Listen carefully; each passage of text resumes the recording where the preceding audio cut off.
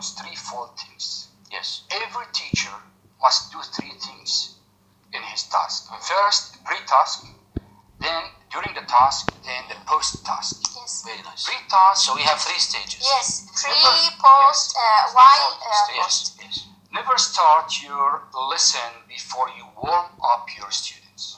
So students need to be warmed up before they got indulged in the lesson.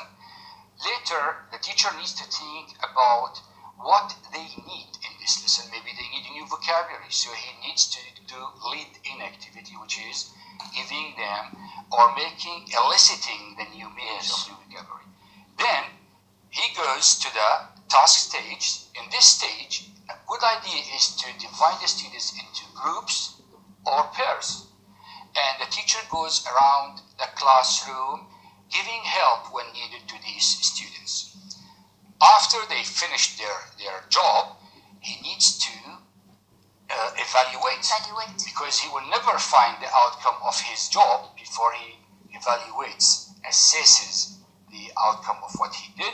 Yes. At that point, he can make feedback and do feedback activity. He can reconstruct the information, giving them how. If they do well, so he did a good job. Good. So we have three. So Just I let's want to add summarize. something, We please. have three stages Yes, when doing we have three any task in stages, the classroom. We yes. have the pre-task, Pre-task, then the we have while the task, stage, we can say, or during, and the post. post-task.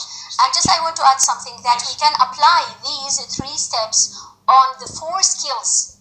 Gosh. In form of reading, we can apply pre-reading, while reading, post-reading, Yes. listening, the same, Yes. reading and writing. We didn't mention that. We didn't say that this task It's only for one skill. is only for one skill. That's It's a it. good addition. That's it. Thank you. We can apply any task for any skill we want. Right? Yes. Thank you. Thank you. Thanks a lot for you. Well,